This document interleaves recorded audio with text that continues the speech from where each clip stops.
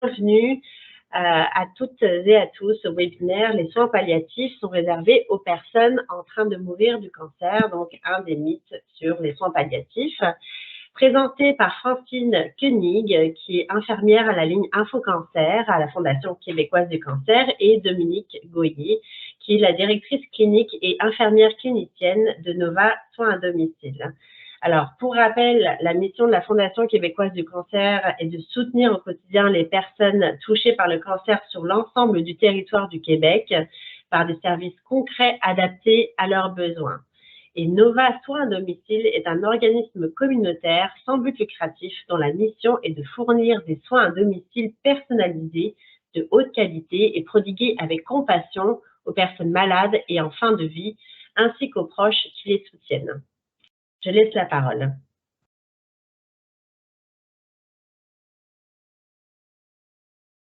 Bonjour, Francine Koenig, je suis infirmière à la ligne Info Cancer et j'ai envie de commencer par un quiz, peut-être répondre dans le chat un mot ou deux. Je vais vous présenter le plan, ça va être en premier le quiz. Après ça, on va faire d'hier à aujourd'hui un peu l'évolution qu'on voit dans nos pratiques par rapport aux soins palliatifs. Comparé à il y a 15, 20 ans, et progressivement le changement qui se passe. En troisième, ça va être les soins palliatifs et de fin de vie. On va faire une différence. En quatrième, pour le plan, on va montrer 3 trajectoires auxquelles s'appliquent les soins palliatifs.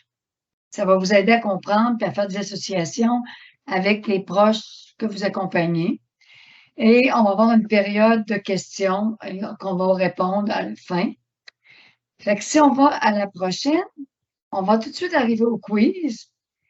Peut-être résumer en un mot ou deux, un sentiment, une impression, premier mot qui vous vient dans le chat. Si le médecin vous parle à un rendez-vous, soit pour vous ou un de vos proches, et qu'il il vous annonce parle de soins palliatifs. Selon vous, ça représente quoi? Peut-être une minute ou deux, là, 3, 4, pour que vous écriviez première parole qui vous vient, premier sentiment, première impression.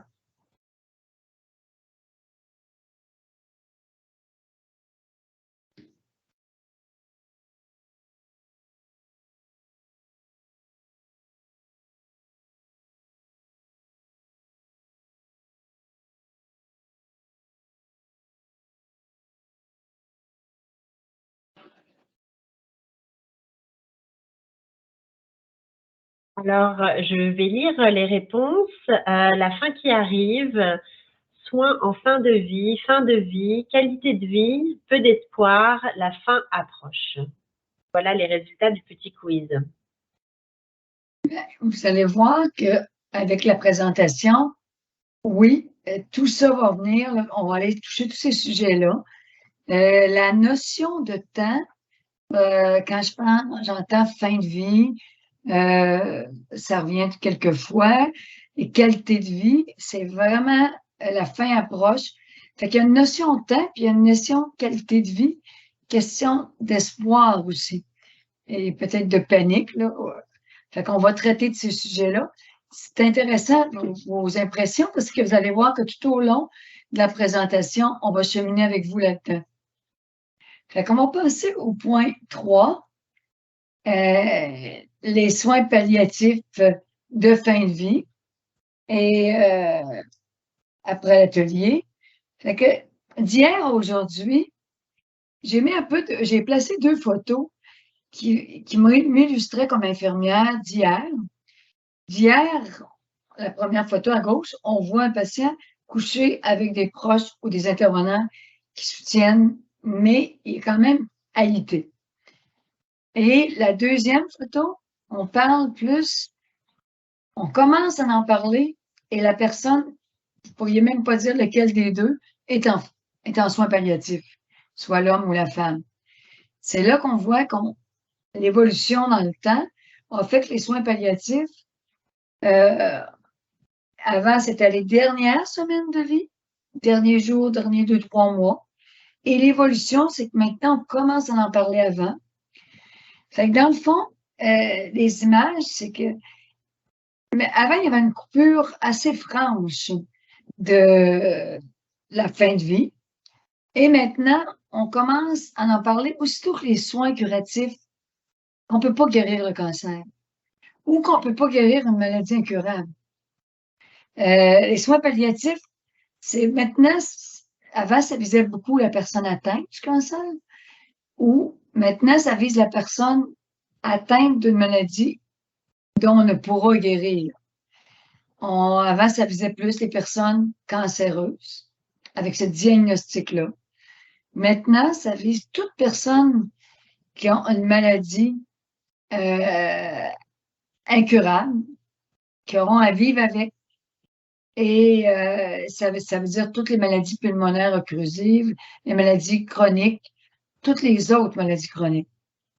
Ça comprend aussi toutes les thérapies, pas rien que les analgésies de soins de vie. Ça comprend toutes les thérapies qui peuvent améliorer la qualité de vie. De là, on vient vous rejoindre sur la qualité de vie. Les traitements, aussitôt qu'on peut, les traitements médicaux, les soins, tout ce qui est gênant comme malaise, on va essayer de le traiter. On va avoir des thérapies autant psychologiques que physiques. On va soigner autant le corps que l'esprit. Tandis qu'avant, c'était beaucoup plus axé sur la douleur, traitement de fin de vie. Maintenant, on va parler des approches alternatives, des approches corps-esprit, les touchés, la relaxation, l'hypnose même, ainsi que le soutien psychosocial et spirituel qu'on va tenir compte dans les soins palliatifs. La médecine palliative est vraiment une prise en charge là, de fin de vie que vous allez voir, comment je dirais, les soins de fin de vie font partie du jargon médical. Avant, c'était le soutien vraiment à la fin, tandis que maintenant, la période, beaucoup le temps va s'allonger. Un individu va composer avec les soins palliatifs dès le début d'une maladie, exemple un cancer qui est incurable. On a des métastases. On va tout de suite lui parler de soins palliatifs, mais en expliquant que ce n'est pas les soins de fin de vie. Avec le dialogue, de comprendre que les soins palliatifs commencent, même si on essaie de diminuer les tumeurs, même si on essaie de stabiliser ou réduire les métastases. Fait qu'un individu va comprendre que le soin palliatif va débuter, puis c'est là qu'on va glisser vers un peu l'autre diapositive, c'est que les soins palliatifs, avant, c'était vraiment séparé. On essayait de guérir, puis quand on ne guérissait plus le cancer, on tombait en soins palliatifs. La période était beaucoup plus courte. Puis c'est de là l'association avec la peur de la mort imminente, que la fin approche. Maintenant, les soins palliatifs, on commence à en parler dès que le soin curatif, on ne peut plus promettre de guérir le cancer. Par exemple, un cancer du poumon avec métastase, la personne, on va lui dire, on va essayer de vous traiter, de réduire le cancer, d'arrêter les impacts que ça a sur votre respiration, les métastases, les impacts que ça a sur votre digestion. Mais on va commencer à traiter la douleur, s'occuper du psychologique, même si la chimiothérapie vise à réduire les tumeurs, les masses. Comprenez-vous? Fait que, oui, on commence, on alterne, là. On est comme simultané. D'où l'importance d'intégrer les soins palliatifs en amont, puis de briser le tabou, le mythe que soins palliatifs, c'est seulement à la fin. Ce qui nous aide un peu à comprendre, malheureusement, encore aujourd'hui, les gens on associe beaucoup les soins palliatifs à la mort. Fait que nous, comme intervenants ou comme proches aidants, il faut être vigilant et commencer à parler des soins palliatifs sans parler de la mort nécessairement. J'essaie de voir un petit peu la définition que j'avais des soins palliatifs. Si on regarde dans le dictionnaire pallier, ça vient du mot latin palliare, couvrir d'un manteau. Par extension, c'est comme cacher un peu le cancer. Ça signifie aussi remédier à quelque chose de manière provisoire. Autrement dit, on comprend qu'on n'en guérira pas, mais qu'on va apprendre à vivre avec le cancer. Et il y a des cancers qu'on peut enlever la masse, puis on va dire, vous êtes guéri. On n'a même pas de traitement, le cancer est enlevé. Mais il y a des cancers avec des fois métastases, ou cancers qu'on peut réduire, mais que le danger est trop important d'aller opérer. On peut seulement réduire, mais on va réduire beaucoup les symptômes, puis on va pallier. Si on continue avec notre définition de pallier, c'est un verbe transitoire. Il y a toujours un complément direct. On pallie à quelque chose. On parle. Fait que si on regarde les synonymes de pallier, ça peut dire remédier, atténuer, corriger, dissimuler, parer, voiler, cacher, déguiser, modérer. C'est tout ça qu'on dit. Quand on pallie à quelque chose, on pallie à la douleur, on pallie à des symptômes. C'est ce qu'on vise en continuant à essayer toutes sortes de soins, de traitements. Les chimiothérapies vont continuer beaucoup plus longtemps. Fait que si on regarde les différentes trajectoires, je peux vous donner un exemple, deux exemples de personnes qui, avant un cancer de poumon, on a maintenant des personnes qui sont en soins palliatifs, ça fait 5 ans, que même il y a 4 ans et demi, 5 ans, ils avaient demandé l'aide à mourir, puis il avait été accepté. Sauf qu'avec tous les bons soins qu'on a donnés en soins palliatifs et soins à domicile, la personne a repris son autonomie. Les douleurs sont soulagées. Fait qu'aujourd'hui, cette même personne-là conduit son auto, fait ses activités dans la maison, est accompagnée par les proches aidants. Mais jamais, il y a 5 ans, il aurait pensé de se rendre à 5 ans. Et il est en soins palliatifs. Il y a une équipe de soins palliatifs du CLSC qui va à domicile. Il y a 4 ans et demi, 5 ans, il y allait quasiment aux 2 semaines. On s'ajuste. Maintenant, ils vont aux besoins, au mois, aux 2 mois. Et on répond aux besoins, qui est alternatif. Et si la personne a besoin de plus, c'est sûr qu'on va continuer, l'équipe ne lâche pas. Mais la différence, c'est qu'avant, on rentrait dans le tableau juste un dernier temps. Par contre, on a encore des personnes qui ont encore des tumeurs, des fois non opérables, et ils ne veulent pas entendre parler le mot palliatif. Fait qu'on leur dit on est là mais on leur fait penser de soulager. Il faut qu'ils nous disent tout ce qu'ils ont comme besoin et on va pallier. On dit on va pallier à vos besoins, on va vous soulager, on va vous accompagner. Le mot accompagnement est beaucoup un synonyme de soins palliatifs. Fait que si vous avez des proches qui ont de la difficulté avec le mot palliatif, faut étirer la notion de temps, dire que maintenant, c'est plus une question de 3 mois, ça peut aller jusqu'à 4-5 ans. Et c'est de pallier et de combler le besoin au fur et à mesure, on va le voir dans les trajectoires que Dominique va nous présenter par la suite. Fait que c'est de pallier. Fait que moi, je passe la parole à Dominique, mais retenez la notion de temps que c'est beaucoup allongé avec l'évolution et qui va continuer, les meilleurs traitements, et la notion aussi de pallier. Fait que je passe la parole à Dominique pour les prochaines diapos. Merci, Francine.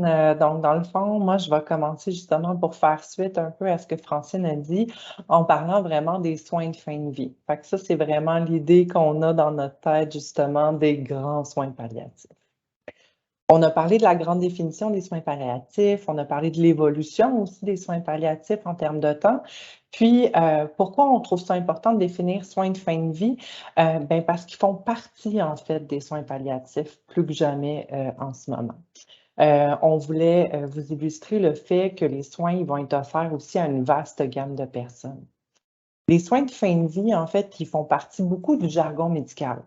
Fait que le terme fin de vie, ça va être souvent interchangeable avec les soins palliatifs pour plusieurs. Mais pour nous, les soignants, bien, on va parler de soins de fin de vie lorsque le décès va devenir en fait plus rapproché.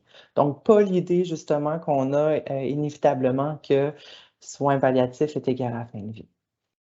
Donc, ça arrive plus lorsque la personne est en phase avancée ou terminale d'une maladie qui va être grave ou incurable. D'où l'importance justement d'intégrer les soins palliatifs en amont, comme disait Francine tout à l'heure, pour briser le fait que, boum, on arrive en soins palliatifs et la fin arrive d'une façon très, très rapprochée. Je réitère encore ici, en fait, que c'est l'ancienne conception des soins palliatifs, tout ça. Mais vous avez raison, parce que malheureusement, encore aujourd'hui, malgré tous les changements constants dans l'état de santé de la personne, ben, il y a plusieurs familles qui doivent composer avec une adaptation souvent en accéléré. Hein. On a tout quelqu'un en tête qu'on se dit, ah, il m'a annoncé qu'il était en soins palliatifs, puis la personne est partie quelques mois après. Fait que même pour les professionnels, c'est encore une idée qui est un peu préconçue. Puis pourquoi, en fait, on essaie de démystifier ce mythe-là? Bien, parce que ces gens-là, ils ont le droit à des soins palliatifs en amont, justement. Puis, dans le fond, le but ultime, c'est de pouvoir permettre à la famille, puis à la personne dans cette situation-là, d'être capable de se préparer à dire au revoir à cette personne-là, puis d'être capable de s'adapter à la continuité par la suite. Les soins de fin de vie vont aussi faire référence, comme je disais, aux au revoir, à l'anticipation, à la gestion des changements physiologiques des dernières heures de vie, par exemple, et bien sûr à l'accompagnement des proches. Donc, d'où ici, en fait, dans la diapo, on vous parle que ça fait partie des soins palliatifs, les soins de fin de vie. Puis c'est pour nous, les intervenants, c'est vraiment le niveau de déclin de la personne qui va être un indicateur, en fait, d'une fin de vie qui peut devenir plus rapprochée. Maintenant qu'on a parlé de ça, on va voir en fait les trajectoires. Il y en existe 3. On va voir les trajectoires à qui les soins palliatifs devraient être offerts. Parce que, comme je vous le dis depuis toujours, ce n'est pas nécessairement ce qui est appliqué dans le monde de la réalité. On a encore beaucoup de projets, de progrès à faire à ce niveau-là. Donc, il existe 3 différentes trajectoires de soins palliatifs, puis on les a regroupées en profil de maladie. Puis ça, je veux vous dire, comme c'est pas sorti de nous-mêmes, c'est vraiment dans la loi sur les soins de fin de vie qui est utilisée. On parle toujours de ces 3 trajectoires-là. La première trajectoire, en fait, c'est la plus connue. Comme vous pouvez le lire, on parle ici des personnes qui vont être atteintes d'un cancer incurable. Cette trajectoire-là, en fait, elle représente encore la grande majorité des soins palliatifs qui sont offerts à travers la province. Mais comme vous avez pu comprendre, la culture des soins palliatifs a quand même évolué au cours des dernières années, puis on tend à offrir des soins palliatifs à d'autres personnes. Mais ici, dans cette trajectoire, on peut penser, justement, comme Francine nous le disait tout à l'heure, à une personne qui va être encore en traitement, des traitements qui ne seront pas nécessairement curatifs, puis qu'on va l'intégrer dès le début d'un diagnostic de cancer incurable. Puis là, au fur et à mesure, en fait, que la maladie va évoluer, bien là, on va se tourner un petit peu plus vers les soins palliatifs plus actifs, qu'on va dire, justement, où là, le déclin de la personne va se faire ressentir un peu plus grand. Les soins palliatifs, en fait, dans cette trajectoire-là, ils peuvent débuter dès qu'il y a un besoin qui va se faire sentir. Donc, que ça soit une douleur, que ça soit une souffrance physique haute ou même psychologique, que ça soit au niveau de l'accompagnement. Donc, dès qu'il y a un besoin qui se fait sentir, les soins palliatifs peuvent être intégrés.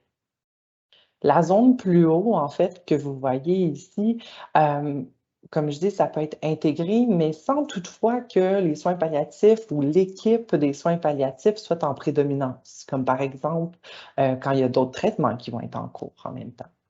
Ça nous permet, ce type de trajectoire, en fait, pour les soignants, en fait, ça nous permet de dispenser plus efficacement des soins palliatifs parce que c'est celle qu'on connaît le plus.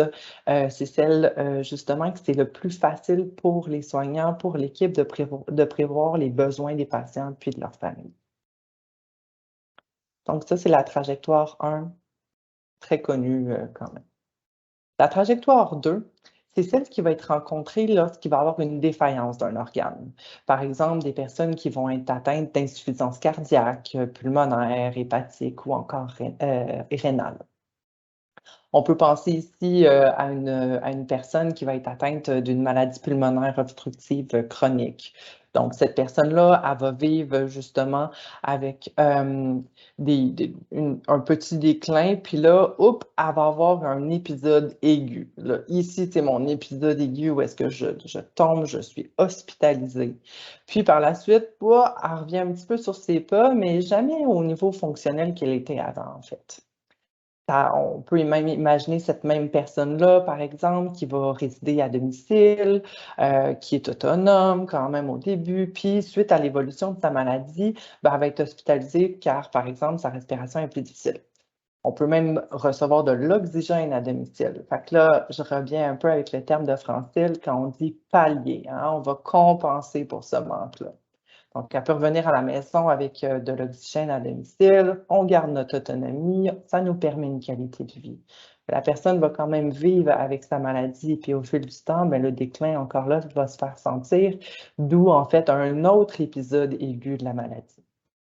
Dans le fond, dans cette trajectoire-là, il va toujours avoir un déclin graduel qui va être ponctué d'épisodes de détérioration qui sera aigu, puis de certains moments aussi de récupération. Ce qui est difficile avec cette trajectoire-là, justement, c'est que la fin, elle peut arriver soudainement puis de façon un peu inattendue. D'où encore là l'importance d'intégrer les soins palliatifs plus tôt pour que la personne puisse cheminer à travers ça, ainsi que sa famille. Cette trajectoire-là, dans le fond, chez ces personnes-là qui sont en maladie plus terminale, elle se vit à peu près sur une période de 2 à 5 ans. Au niveau de la trajectoire 3, en fait, c'est celle qui va être vécue par les personnes qui vont être atteintes de maladies neurodégénératives ou encore des personnes âgées fragiles. On peut penser ici à des personnes qui sont atteintes de démence ou encore de Parkinson, par exemple. On peut voir ici que c'est un parcours qui est complètement, c'est pas défini du tout, là, comme les 2 premiers. C'est un parcours qui est vraiment instable, puis que malgré l'évolution de la maladie, la personne, elle peut avoir certaines périodes de récupération quand même. On définit en fait cette trajectoire-là par un déclin graduel, mais prolongé qui mène au décès. Ici, on parle d'une période là, de 6 à 8 ans. Là. Fait qu'encore là, pour vous l'illustrer, on pense à une personne qui va être atteinte de démence, qui peut résider à la maison avec son conjoint. Cette famille-là, elle peut recevoir de l'aide du CLSC pour essayer d'aider un peu le prochain aidant, par exemple. Elle ne sera pas nécessairement suivie, cette personne-là, par l'équipe des soins palliatifs.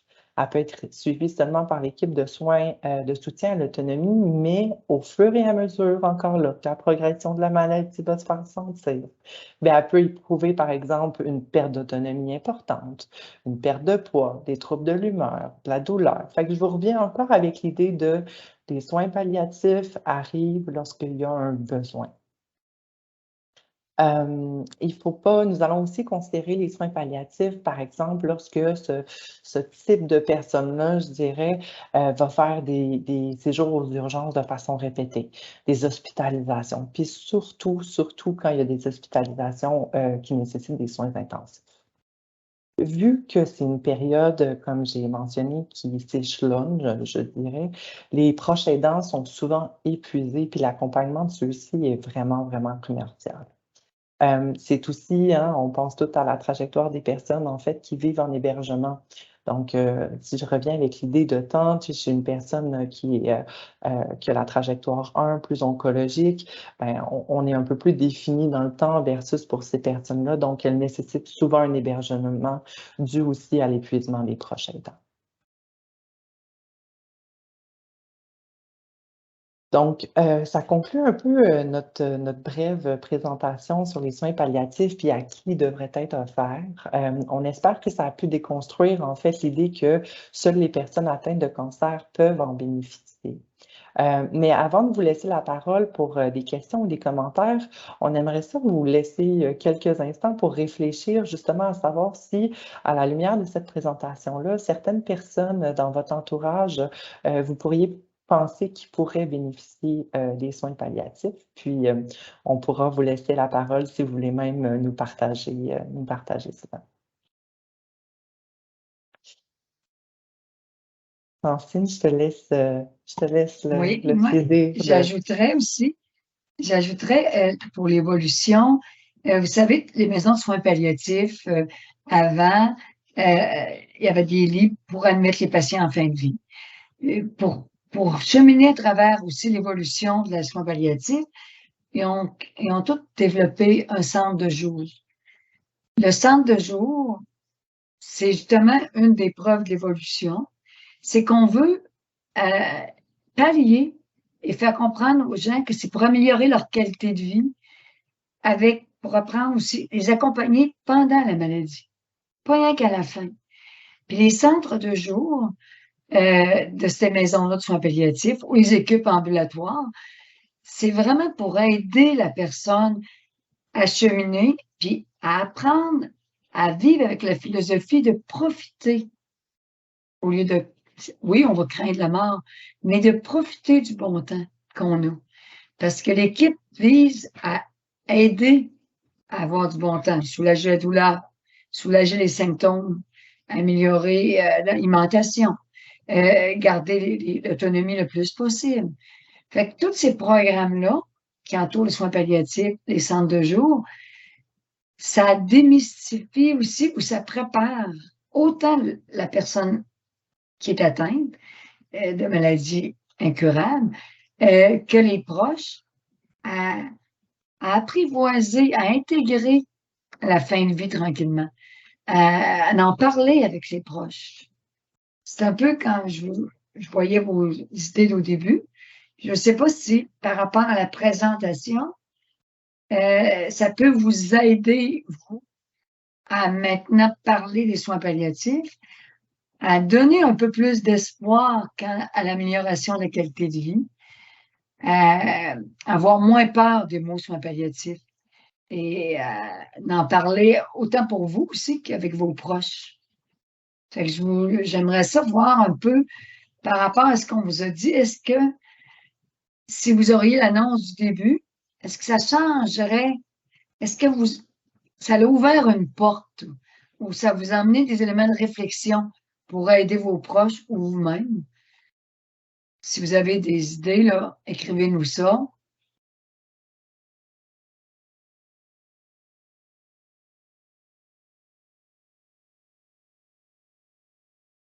On en profite pendant que vous écrivez vos idées, en fait, pour vous laisser les coordonnées pour nous rejoindre.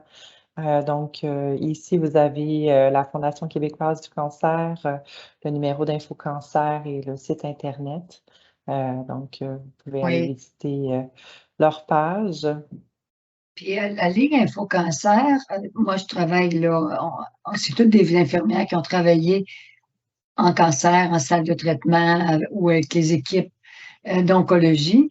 Et on est là pour vous guider. On répond à tout le Québec. On est là pour vous guider. On n'a pas votre dossier, mais on peut vraiment, c'est une ligne d'écoute. Et en même temps, on a toutes les références, les ressources à portée de la main, autant dans votre région.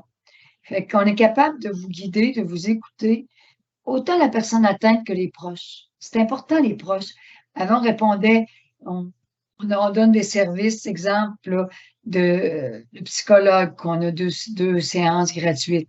Mais c'est autant pour les proches. Qu'on s'aperçoit, c'est en aidant les proches, on aide la personne. Fait que le service est vraiment ouvert. Je vous laisse avec l'autre diapo. On va parler maintenant de Nova. Oui, donc voici les coordonnées pour rejoindre Novasme à domicile. On est une organisation malheureusement qui est basée juste à Montréal pour le moment. Donc, on est présent sur différents territoires dans la région montréalaise. Parfait. Ben, merci beaucoup, Francine et Dominique, pour vos présentations. Alors, on espère que ce webinaire a répondu à vos attentes et sachez que d'autres webinaires, notamment sur la thématique des soins palliatifs, démystifier les soins palliatifs. Donc, on va continuer à faire des webinaires encore cette année. On a une prochaine au mois de novembre et aussi l'année prochaine. Alors, après la présentation, ce soir ou demain, je vais vous envoyer un court sondage pour recueillir vos commentaires. Et avant cela, nous allons lire vos questions, puis Dominique et Francine se feront un plaisir de vous répondre. Alors, j'ai Linda qui dit un cancer chronique tombe où? J'imagine trajectoire 2. Alors, où tombe un cancer chronique? Est-ce que ce serait dans la trajectoire 2 qui a été présentée?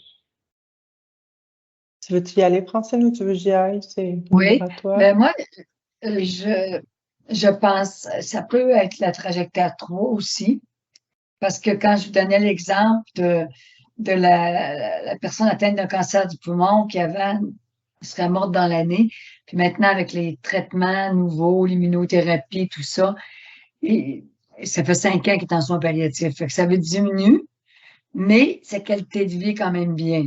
Il pourrait se retrouver autant dans la 2 et dans la 1 parce que il y en a qui gardent une qualité de vie en sachant qu'ils sont pas opérables, mais fait que les droits pourraient s'appliquer. Ça va dépendre aussi de l'antécédent de la personne. Si la personne avait déjà d'autres maladies, et diabète, d'autres maladies chroniques, maladies pulmonaires, respiratoires. La 2 va beaucoup avec les maladies pulmonaires respiratoires parce qu'on sent qu'on rentre en difficulté respiratoire, on peut être hospitalisé. Mais les 3 trajectoires peuvent coller à notre patient atteint de cancer. Dominique, je ne sais pas si tu peux compléter. Oui, c'est sûr, en fait, c'est de voir qu'est-ce qui est le plus prédominant chez la personne. Tu sais, c'est sûr que si on y va pas simplement, mais avec un cancer chronique, en fait, tu sais, on rentre plus dans une trajectoire 1 et 2. C'est sûr que les trajectoires, tu sais, on y va vraiment encore là par diagnostic. Fait que l'oncologie est souvent partie de notre grande famille 1. Après ça, comme on dit, c'est pas statique, hein. On revient avec l'image que on y va toujours graduellement selon le besoin de la personne. Donc, tout ça pour dire que on peut faire partie de la trajectoire 1, mais d'abord de la récupération. Là, c'est pas tout le monde qui rentre dans la même grande catégorie. Merci. J'ai une question. Les patients hospitalisés en soins palliatifs peuvent-ils vivre ensuite en dehors de l'hôpital? Je crois que tantôt, vous parliez d'un centre de jour. Oui, absolument. Bien sûr, on veut qu'ils vivent en dehors de l'hôpital. En fait, je pense que c'est majoritairement ça que la population veut. Donc oui, ça peut être autant des centres de jour, en fait, c'est vraiment des endroits où les gens vont aller pour la journée, par exemple, mais autant que le domicile, on a des patients que Nova suit présentement qui vont être, par exemple, en RPA, donc des résidences privées des résidences privées autonomes.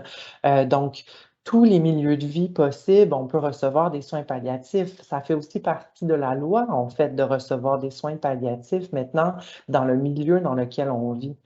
Donc, oui, absolument. Tous les milieux sont ouverts aux soins palliatifs.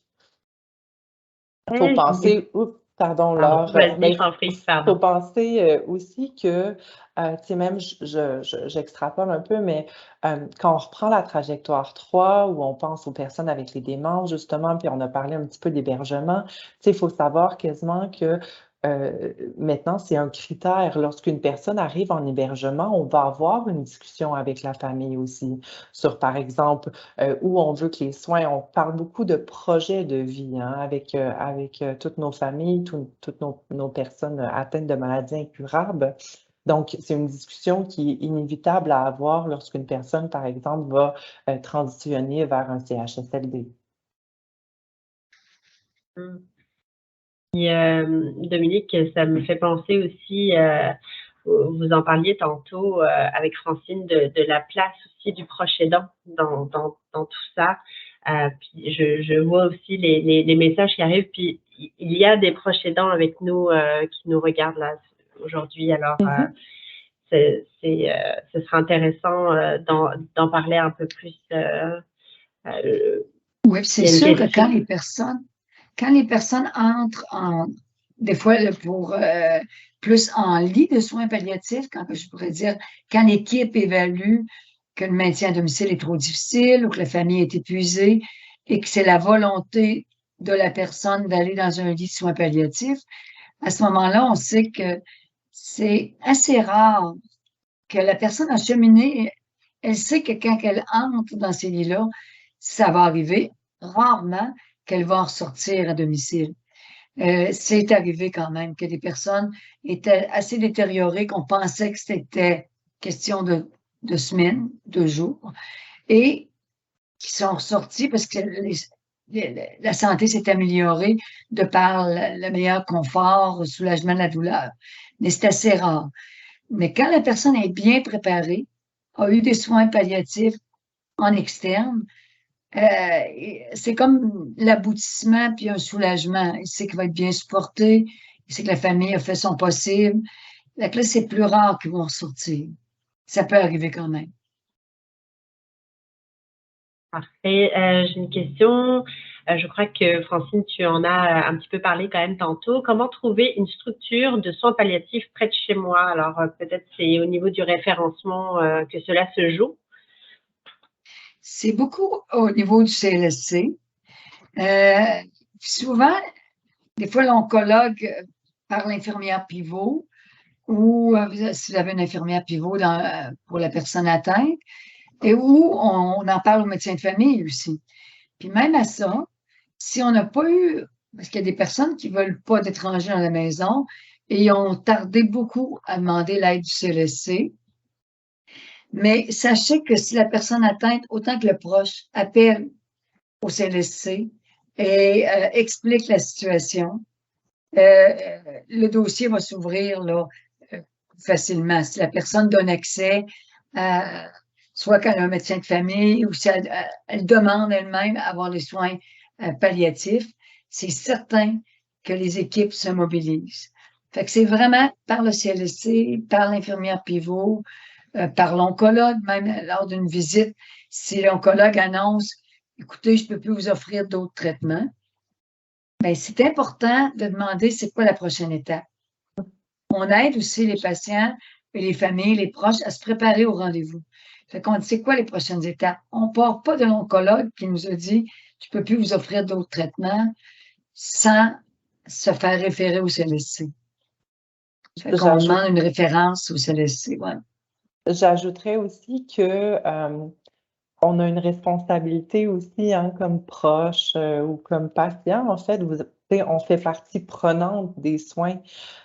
Donc, posez des questions à vos médecins aussi, si vous voulez justement avoir de l'information sur les soins palliatifs. On est encore beaucoup en transition, hein. On vous dit que c'est pas rose, c'est pas ce qui est appliqué nécessairement partout à travers le Québec.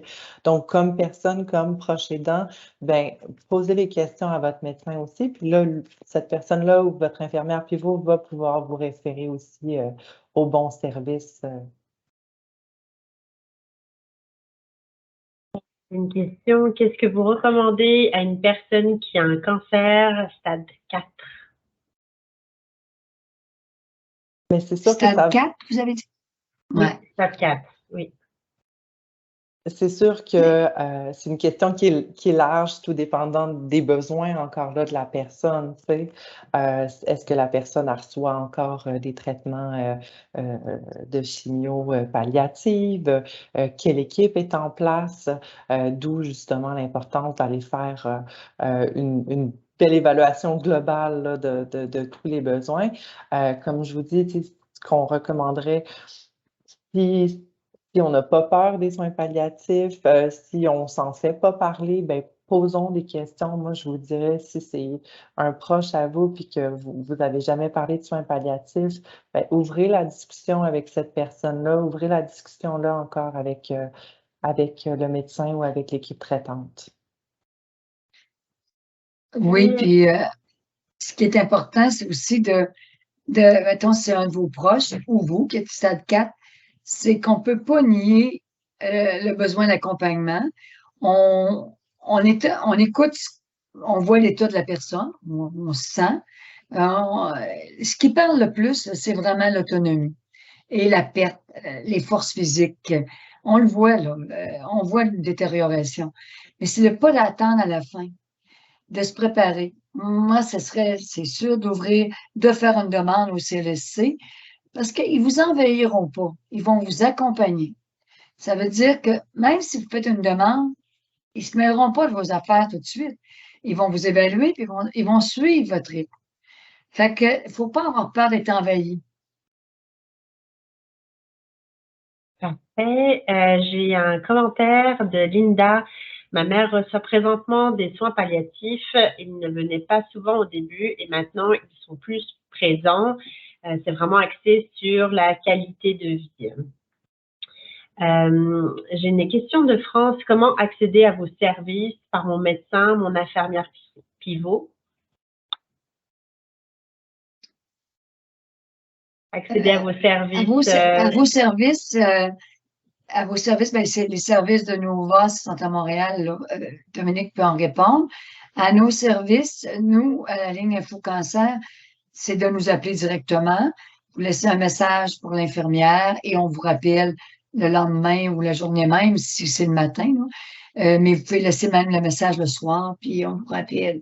Il y a un numéro 1-800 que vous allez voir dans la présentation. Fait que dans les étapes, les démarches, vous pouvez toujours nous appeler. Dominique va répondre pour Nova à Montréal. Oui, donc c'est ça. Nous, on est situé sur l'île de Montréal, donc on couvre une certaine partie de l'île pour avoir accès à nos services. Autant on reçoit des demandes des CLSC, des hôpitaux directement, mais vous pouvez aussi téléphoner directement chez Nova en tant que proche aidant, en tant que patient, puis on vous donne l'information là, sur nos services.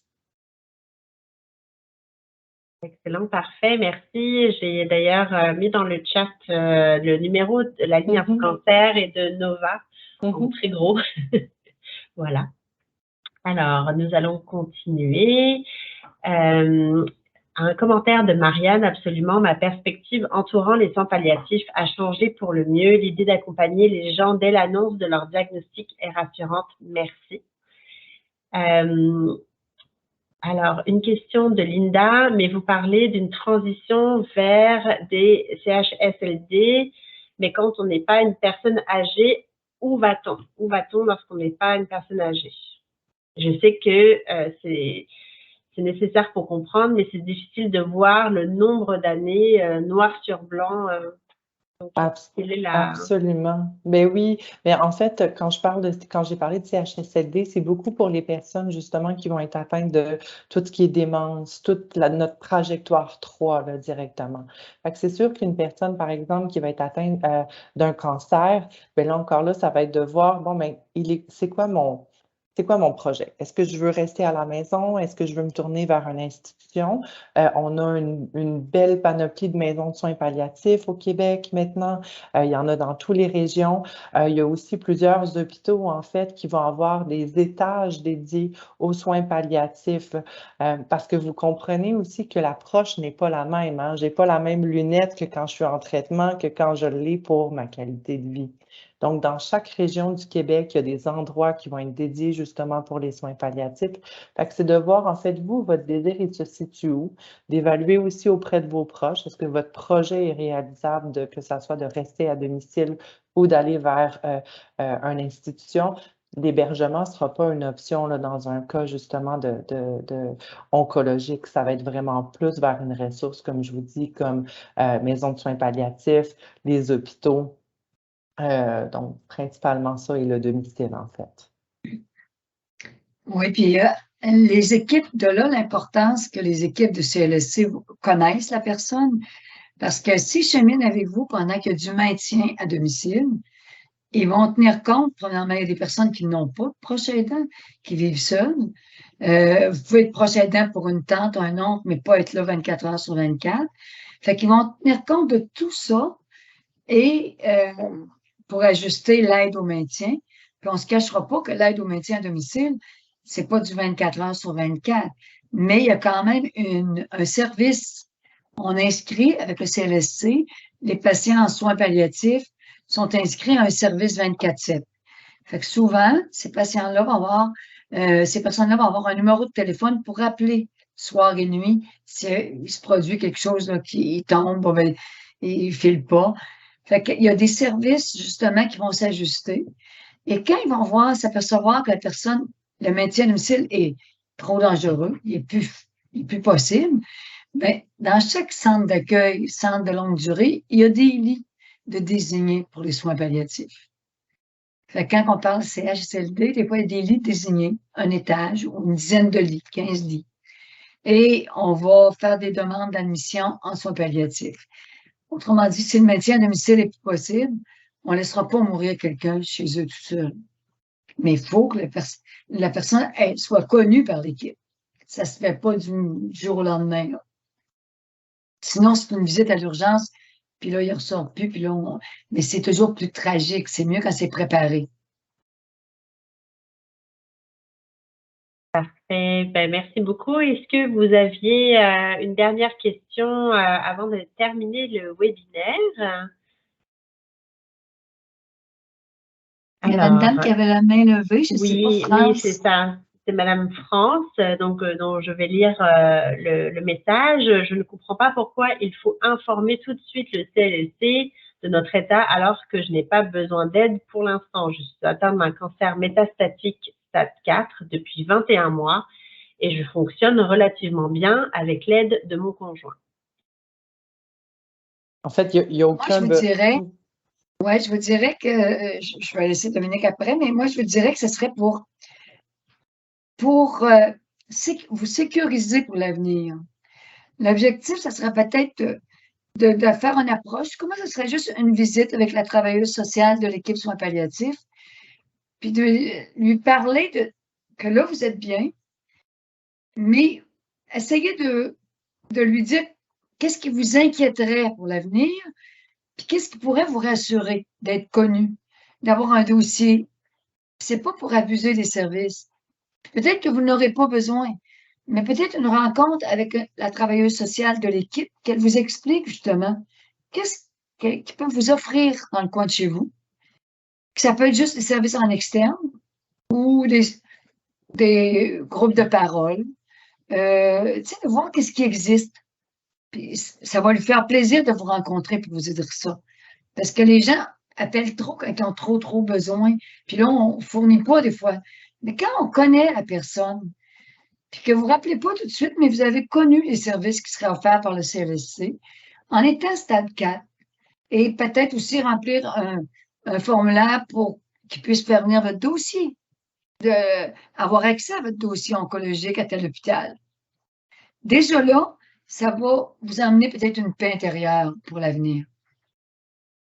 Dominique?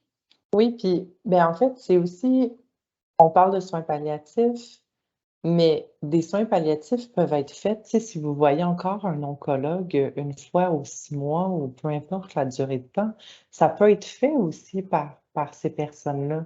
Donc, oui, on a des équipes maintenant qui sont dédiées aux soins palliatifs dans les différentes régions, mais tout le monde est capable de porter ce chapeau-là, puis tout le monde qui est bien outillé peut avoir ces conversations-là. Donc, je vois un point d'interrogation dans votre visage.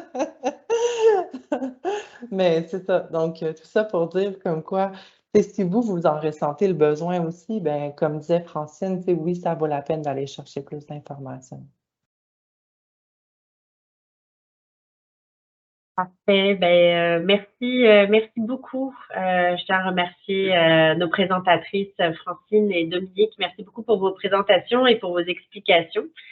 Puis merci à vous toutes d'avoir été présentes pour le webinaire. On espère que ça, voilà, on vous a donné un complément d'information, que ça vous a aidé à démystifier les soins palliatifs, en tout cas sur la thématique. Les soins palliatifs sont réservés aux personnes en train de mourir d'un cancer.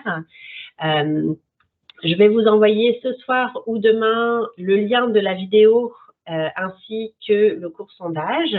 Ce serait très apprécié si vous pouviez y répondre. Et on vous souhaite une très bonne soirée. Merci beaucoup et on va se voir bientôt pour un prochain webinaire. Merci. Oui.